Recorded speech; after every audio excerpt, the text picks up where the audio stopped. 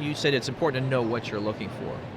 When you are of a certain age, let's say in your 20s and 30s, and it's also important to know what you're looking for. Do you believe in things like deal breaker lists, or do you believe in?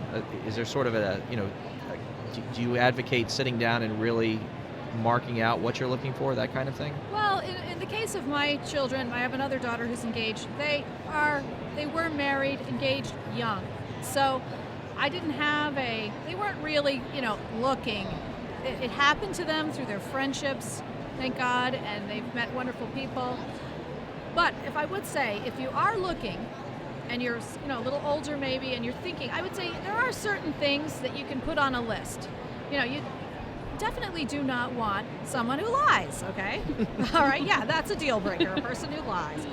Someone you can't trust, someone who's very selfish, someone who treats his mother terribly or her father terribly. Those are red flags. And the church has always, in fact, said in their little, my mother had a book years ago when I was getting married, all about preparing for marriage, and very neatly laid out, like, see how she treats her father, see Right. how he treats her mother. Yeah. These are very practical ways. And they do seem to be common sense. Absolutely, but not everybody notices that, and they Right. say, "Oh, he treats me well. Right. It's his mother's fault," or they make excuses because they're so starry-eyed, and they don't realize that is a pattern that's going to come back to. They're going to see it again in their own lives, because even if they are getting along really well, there will be times when that man will be very displeased with his wife. And will it be okay for him to be as disrespectful to her as he was to his mother? No.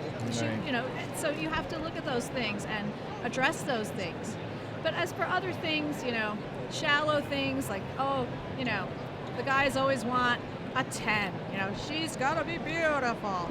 Well, if you would open up your eyes a little, sometimes a woman who may not strike you as beautiful at first, if you would get to know her, that's happened. I can remember cases like that where the person becomes good looking to you because you see something in them.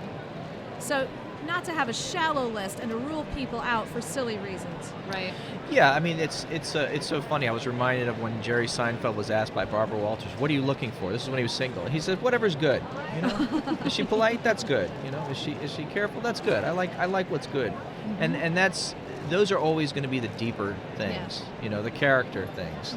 Mm-hmm. Those are the things I think you need to look out for. And again, if everything else is hitting, you have the same interests, and there's something that's really bothering you that's in the character, all of those things aren't going to matter. All those shallow things are not going to matter. And they could keep you probably in a relationship a little too long, maybe. Sometimes, yeah, you can be out of commission, kind of just, running in place with a person, and yeah.